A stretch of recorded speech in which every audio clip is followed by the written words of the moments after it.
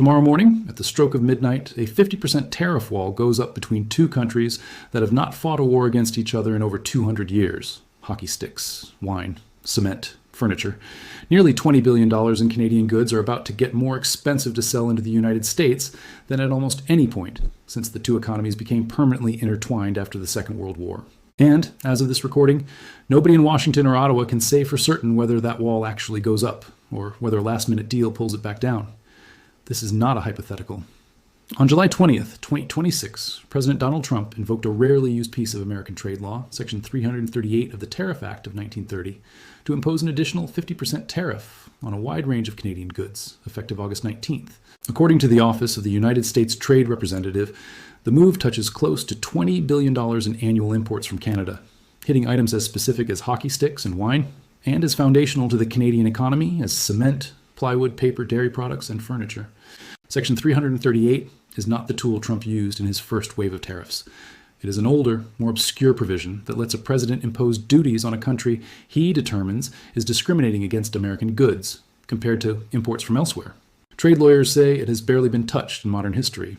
That alone tells you something about how far this dispute has traveled. To understand how Ottawa and Washington got to the edge of a 50% tariff cliff, you have to go back roughly 18 months to a single social media post that changed the entire shape of North American trade. On February 1st, 2025, Trump announced sweeping new tariffs on Canadian goods, 25% on most imports, 10% on Canadian energy products. It was framed, at the time, as a response to border security concerns and trade imbalances. Canada did not sit still. The federal government in Ottawa responded with retaliatory tariffs on $30 billion worth of American goods, and within 3 weeks, that number had ballooned to $155 billion in covered products. What started as a targeted trade dispute became, in a matter of weeks, one of the largest tariff exchanges between two allied economies in modern history. The conflict did not stay contained to a handful of sectors: steel, aluminum, automobiles.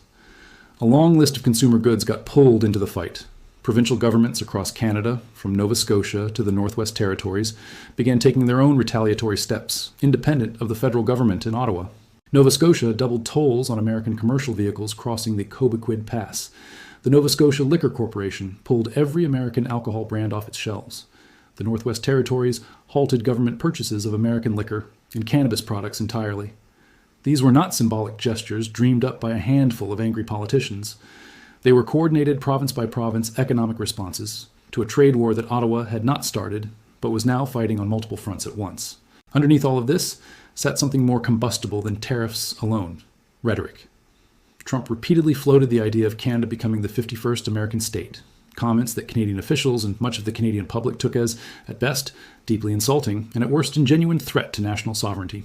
The Washington Post reported that tension between Washington and Ottawa has been stoked not just by the trade disputes themselves, but specifically by what the paper described as Trump's inflammatory comments about annexing Canada. You cannot separate the economics of this story from that political backdrop. Trade wars are usually about tariffs and market access. This one carries an added layer of national identity and sovereignty that has made both sides far less willing to blink. By the summer of 2025, ordinary Canadians had started fighting back in their own way, with their wallets. A boycott movement took shape organically, without a single government directive forcing it, built entirely on individual purchasing decisions made in grocery aisles and travel booking sites across the country. According to retail data consulting firm dunnhumby, 71% of Canadians said they planned to buy fewer American goods over the course of the year. That is not a fringe sentiment. That is nearly 3 out of every 4 Canadian consumers making a conscious choice to redirect their spending away from the United States. The numbers attached to that boycott vary depending on which source and which time period you look at, and it is worth being upfront about that inconsistency rather than picking whichever figure sounds most dramatic. Forbes has reported the boycott cost the American economy an estimated $4.5 billion in direct losses. The U.S. Travel Association calculated that in 2025 alone, the total tourism loss attributed to the absence of Canadian travelers came in at over $5.7 billion. Fodor's, citing travel industry data, put the figure at $3.3 billion less spent by Canadians in the United States in 2025 compared to the year before, alongside 7.1 million fewer trips across the border. The World Travel and Tourism Council estimated a $12.5 billion hit to the broader American economy from the fall-off in international travel, of which Canada is a major contributor, given its proximity and travel volume. Economist Trevor Tom, writing in The Hub and cited by the Macdonald-Laurier Institute, offered a more measured read on the same data. He calculated that in April alone, the decline in Canadian purchases from American firms amounted to roughly $3.8 billion in missed sales. But Tome was careful to add context that often gets lost in the more sensational coverage of this story. Against an American economy with a nominal GDP of nearly $30 trillion, even a few billion dollars a month is a comparatively small dent. His conclusion, and it is worth repeating because it cuts against the more dramatic framing you will see elsewhere, was that while retaliatory tariffs have had clear and measurable effects on trade flows, consumer boycotts on their own have not yet produced meaningful, broad economic damage south of the border. That is not the same as saying the boycott has done nothing. It is saying the picture is more complicated than a single eye-catching number. Andre Kerman, an economics professor at Drexel University in Philadelphia, made a similar point to the Globe and Mail. He compared the situation to a hypothetical Iranian move to close the Strait of Hormuz, a genuine global economic shock, and said what Canada has done is nowhere close to that scale. In his words, Canada has retaliated economically to the extent possible, without any single coordinated government policy driving it. What Kerman and other researchers were able to document, using cell phone location data and payroll information from businesses near the border, was a real, measurable decline in employment at small and medium-sized businesses in American border towns that have historically depended on Canadian visitors. Border crossings tell a similar story. Vehicle crossings from Canada into the United States were down 30% year over year in the first quarter of 2026, according to industry data reported by Travel and Tour World, marking the 10th consecutive month of decline. Airlines have felt it too. OAG data shows carriers cutting nearly 450,000 seats from Canada to U.S. routes in early 2026, with WestJet reducing capacity by 19% and Air Canada by 7%. So, where does a headline figure like $60 billion in American losses actually come from?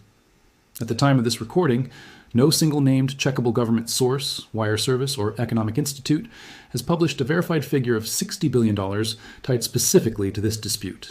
The individual numbers that do exist, the tourism losses, the missed export sales, the boycott-driven spending declines, range from roughly $3 billion up to somewhere in the $12 to $20 billion range, depending on which sector and which time period you're measuring. It is entirely possible that if you added up tourism losses, agricultural export declines, boycott effects, and the broader economic drag from over a year of tariff escalation, a cumulative multi-year total could approach or exceed $60 billion. But that would be an aggregated estimate, not a single confirmed figure from an authoritative source, and this script is not going to present it to you as settled fact. What we can tell you, with confidence and with named sourcing, is that the damage on both sides of the border is real. It is measurable, and it has been mounting for over 18 months.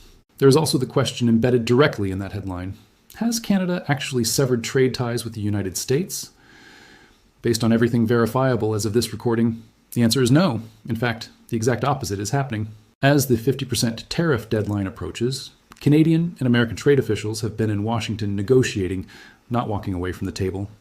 Canadian Trade Minister Dominic LeBlanc met with United States Trade Representative Jameson Greer this week in Washington, their third meeting in as many weeks, according to Reuters. LeBlanc, writing on social media after the session, said Canada remains committed at the negotiating table and continues working to defend Canadian interests. That is not the language of a country cutting ties. That is the language of a country still trying, right up against the deadline, to find a way out. Prime Minister Mark Carney has been similarly direct about where things stand, without pretending the situation is anything other than serious. Speaking to reporters this week, Carney described the talks as very delicate and intense. He said he planned to speak directly with Trump before the deadline hits.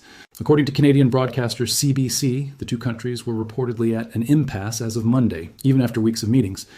NBC News, citing sources familiar with the negotiations, reported that prospects for a deal remained uncertain heading into the final hours before the tariffs are set to take effect. The Washington Post similarly described the talks as continuing right up against the wire, with USTR Jameson Greer photographed leaving the Department of Commerce on Monday evening following another round of meetings with Canadian officials. This pattern, last-minute brinkmanship followed by either a deal or a deadline blown through, is not new in this particular relationship. It has effectively become the operating rhythm of U.S.-Canada trade policy since early 2025. Deadlines get set, negotiators scramble, and either an exemption gets carved out or the tariff takes effect, and both sides absorb the hit while continuing to talk. What makes this round notably different is the scale. 50% is not a modest adjustment. It is a rate that, if it sticks, effectively prices many Canadian goods out of competitiveness in the American market entirely, at least in the affected categories. There's important legal context here too. because it shapes how durable any of these tariffs might actually be. In early 2026, the Supreme Court of the United States struck down several of Trump's sweeping emergency tariffs that had been imposed under the International Emergency Economic Powers Act, in a case identified as Learning Resources, Inc., versus the federal government. That ruling did not eliminate Trump's ability to use tariffs as a tool, but it did narrow the legal pathways available to him, which is part of why the administration has increasingly turned to other statutory tools, like Section 338, the same provision behind this week's 50% tariff threat, and Section 301, the mechanism behind a separate set of forced labor-related tariffs. That forced labor tariff track adds yet another layer to this story, and it is worth walking through because it shows just how many simultaneous trade fronts are active between these two countries right now.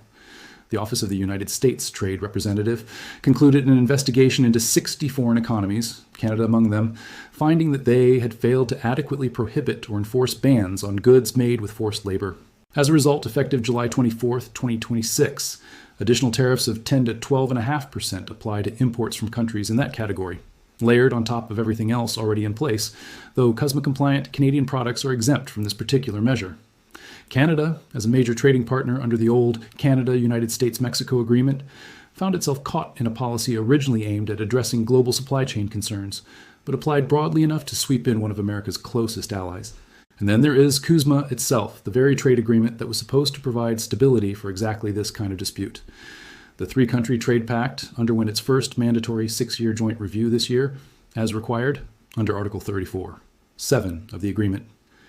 That review was supposed to be a checkpoint, a moment for Canada, the United States, and Mexico to confirm the deal was working and extend it for another 16-year term.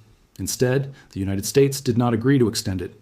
That single fact, buried in the trade policy details, may end up mattering more than any individual tariff announcement, because it signals that the foundational agreement governing North American trade is no longer treated by Washington as settled and permanent. It is instead an open question, subject to renegotiation, leverage, and pressure, the same tools currently being deployed in the 50% tariff standoff. The diversification story goes well beyond internal Canadian trade barriers, too. While the standoff with Washington was escalating, Ottawa was simultaneously working to repair a separate trade relationship that had gone sideways just as badly, this one with Beijing. Canada and China had been locked in their own trade dispute since October 2024, triggered by Canadian tariffs on Chinese electric vehicles and Chinese retaliatory tariffs on Canadian canola oil and other agricultural exports. That dispute ran for well over a year, but on January 16, 2026, Prime Minister Carney traveled to Beijing and announced a preliminary agreement with Chinese General Secretary Xi Jinping, under which Canada would significantly reduce its EV tariffs in exchange for China lowering tariffs on Canadian canola oil and suspending tariffs on several other agricultural exports. Canadian tariffs on Chinese steel remained in place, so the resolution was partial, not total. But the timing matters. At almost the exact moment Ottawa was digging in against Washington, it was also actively working to open up alternative markets elsewhere, a hedge that becomes considerably more valuable to Canadian exporters if the American relationship keeps deteriorating. That hedging strategy is not limited to China. Canadian officials have spent much of the past year talking publicly about reducing what has long been an overwhelming dependence on the American market, historically the destination for the large majority of everything Canada exports. Whether those efforts meaningfully reduce that dependence in the near term is an open question, and it is worth being honest that redirecting trade flows built up over decades does not happen quickly or painlessly. But the direction of travel, more internal Canadian trade, a partial reset with China, active exploration of other markets, is consistent and well documented across multiple sources, even if the ultimate scale of that shift remains uncertain. Beyond the headline, 50% tariff, there's a wider web of smaller trade actions that has been quietly reshaping the border relationship. And it is worth naming a few of them because they show this is not a single dispute, but an accumulation of separate frictions layered on top of each other. Effective July 31st, 2026, the Canadian federal government imposed its own temporary 25% surtax on imports of certain wood cabinets and vanities, while it investigates whether a surge of American imports in that category is harming Canadian manufacturers. A retaliatory-style measure running in the opposite direction of most of the tariffs discussed so far. On the American side, changes to so-called de minimis treatment, the rule that let low-value shipments under $800 cross the border without tariffs or duties, were eliminated effective August 29th, according to a White House executive order. a change that affects everyday cross-border online shopping far more than it affects large industrial exporters, but one that touches millions of ordinary consumers on both sides who are used to ordering goods across the border without a second thought. Under CUSMA, rules that remain in effect, goods that are fully compliant with the agreement's rules of origin, still qualify for tariff-free access in many categories.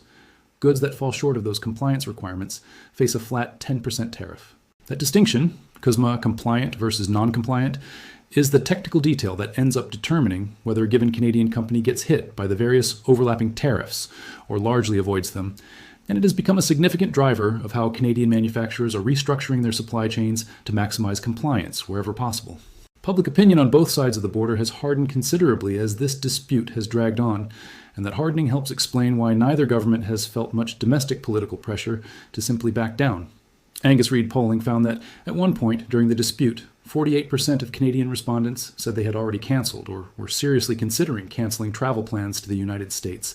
In Quebec specifically, of the roughly 20% of residents who had travel plans to the US in 2025, 45% had either already cancelled those trips or intended to. That is not a marginal shift in consumer sentiment. That is a sustained, broad-based change in how a large share of the Canadian public views travel to and spending in the United States, one that shows no clear sign of reversing even as negotiators in Washington work toward a possible deal. Canadians have not only responded with consumer boycotts and provincial retaliation, there has been a broader, more structural shift happening quietly in the background, one that gets less attention than tariff headlines, but may prove more consequential over time. Provincial and federal governments have been working to remove internal trade barriers between Canadian provinces themselves, something Canada had struggled with for decades even before this dispute began, essentially using the crisis with Washington as a forcing mechanism to strengthen east-west trade within the country instead of relying so heavily on north-south trade with the United States. Provinces have also moved to limit American companies' access to government procurement contracts, with several jurisdictions actively looking for opportunities to cancel existing contracts with U.S. firms and reserving the right to reject American bids outright specifically because of the tariff dispute. Nova Scotia's 2025-2026 budget set aside $200 million, specifically as a contingency fund to help the province manage the broader economic fallout, a concrete signal that provincial governments are treating this as a sustained economic event, not a short-term spat that will resolve itself in a few news cycles. It is worth pausing here to separate what is confirmed from what is contested, because that distinction matters enormously in a story with this much political noise attached to it. Confirmed and sourced directly to government trade offices, wire services, and named officials. The 50% Section 338 tariffs are real. They were formally announced by the USTR, and they are scheduled to take effect August 19, 2026, covering roughly $20 billion in Canadian goods. Confirmed. Talks between LeBlanc and Greer have been ongoing for weeks, with Carney himself describing them as delicate and intense. Confirmed. The original wave of Trump tariffs from February 2025, Canada's retaliatory response, the provincial countermeasures, and the Canadian consumer boycott are all well documented, verified events with a clear timeline behind them. Confirmed. The Supreme Court's ruling narrowing IEEPA tariff authority and the U.S. decision not to extend CUSMA's next 16-year term are both matters of public record.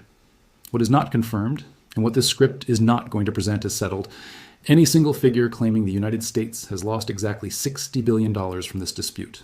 That number does not appear in reporting from Reuters, the Associated Press, CNN, the Washington Post, NBC News, or any named U.S. or Canadian government source reviewed for this analysis. It is also not accurate, based on everything available as of this recording, to say Canada has severed trade ties with the United States. The two countries remain in active, continuous negotiation, with officials from both governments meeting multiple times per week in the days leading up to the deadline. Whether a deal gets reached before that 50% tariff kicks in, whether it gets delayed, exempted in part, or whether it goes into effect as scheduled and both economies absorb the impact while talks continue, is genuinely unknown at the time of this recording. Anyone telling you with certainty how this resolves in the next 24 hours is speculating, not reporting. What we can say with confidence is that the trajectory of this relationship, whatever the outcome of tomorrow's deadline, has fundamentally shifted. Ottawa has spent the last year and a half building alternative economic relationships and reducing internal trade friction, specifically because reliance on Washington no longer feels as stable as it once did. That shift is unlikely to reverse itself quickly, even if a deal is reached this week, because the underlying uncertainty, the sense that trade terms with the United States can change dramatically with a single presidential proclamation, is now baked into how Canadian businesses and provincial governments plan for the future. Diversification Once it starts, it tends to have momentum of its own, independent of whatever happens in any single round of negotiations. On the American side, the picture is similarly mixed. The tariffs have generated real revenue and real leverage for the Trump administration in trade negotiations, which is precisely the point of the strategy from the White House's perspective. But they have also generated real, documented costs, declining tourism revenue in border states, falling employment at small businesses that depend on Canadian visitors, agricultural exporters losing access to what was, as recently as 2024, their second largest food export market at $28.4 billion a year, according to the U.S. Department of Agriculture. Whether that trade-off, leverage gained against economic cost incurred, is worth it depends enormously on where you sit, what industry you work in, and which side of the border you call home. It helps to look at what 50% actually means in practical terms for the specific goods on that tariff list, because an abstract percentage number can obscure just how disruptive this level of tariff really is. Take Canadian softwood lumber and building materials like cement and plywood. These are products where profit margins in ordinary years run in the single digits to low double digits. A 50% tariff does not just eat into profit on those goods, it can exceed the entire margin several times over, effectively pricing the product out of the American market unless the Canadian exporter can absorb the cost elsewhere in the supply chain, or the American importer is willing to pass the full increase on to consumers. The same logic applies to Canadian wine, an industry that has already been squeezed by provincial liquor boards south of the border, pulling Canadian products in earlier retaliatory rounds, and now faces a tariff on top of an already shrinking American shelf presence. Hockey sticks, an almost symbolically Canadian export, illustrate the same dynamic on a smaller scale. A niche manufacturing sector concentrated in a handful of Canadian towns that depends heavily on American retail buyers and has little room to simply eat a 50% cost increase. On the other side of the ledger, American consumers and businesses that rely on these Canadian inputs face their own version of the same math.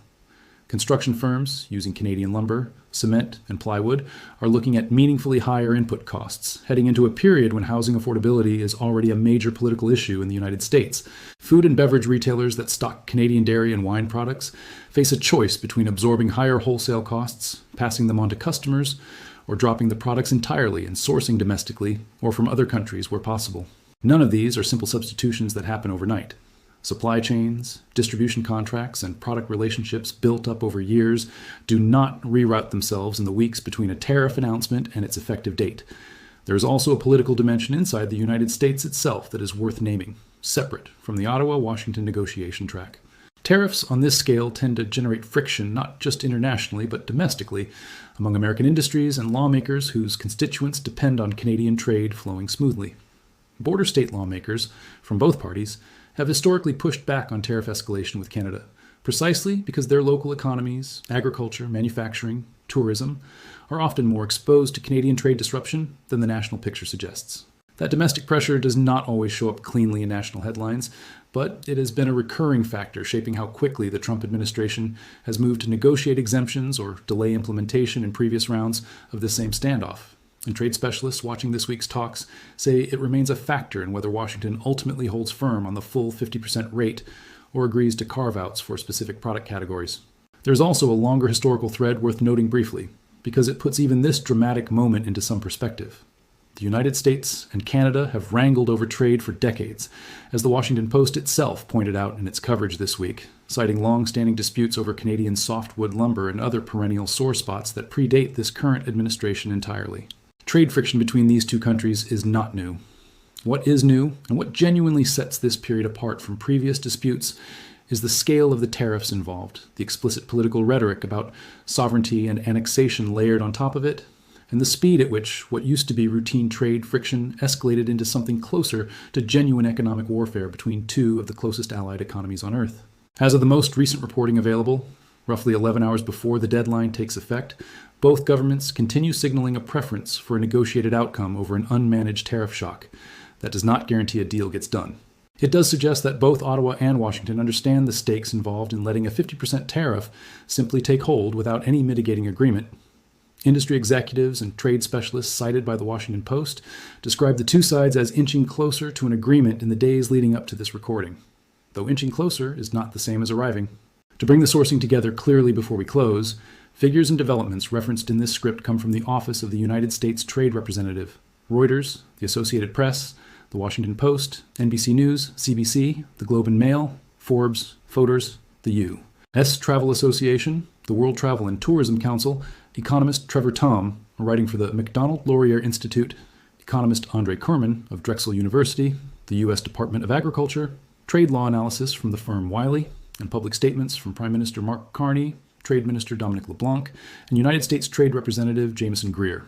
Where those sources disagreed, particularly on the exact scale of economic damage from the Canadian boycott, that disagreement has been presented explicitly rather than smoothed over into a single misleading number. The claim that Canada has severed trade ties with the United States is not supported by any of this reporting, and should be treated as inaccurate as of this recording. Any figure describing $60 billion in American losses, tied specifically to this dispute, remains unverified against named government or wire service sources at the time of this analysis. So here is where that leaves things, heading into a deadline that could shift North American trade for years, regardless of which way it breaks. Two countries that have built one of the most integrated economic relationships on the planet, tens of billions of dollars in daily cross-border commerce, supply chains that run back and forth across the border multiple times before a single product reaches a shelf, are now hours away from a 50% tariff wall that neither side seems fully certain will actually go up, or fully certain will come down in time. Ottawa is negotiating, not retreating.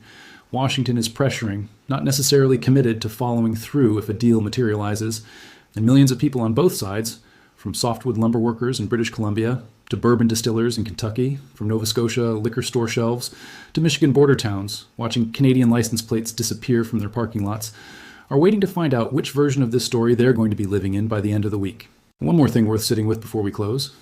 Ottawa has been here before, in the sense that this is not the first deadline, the first threatened tariff spike, or the first round of tense last-minute talks in this 18-month standoff.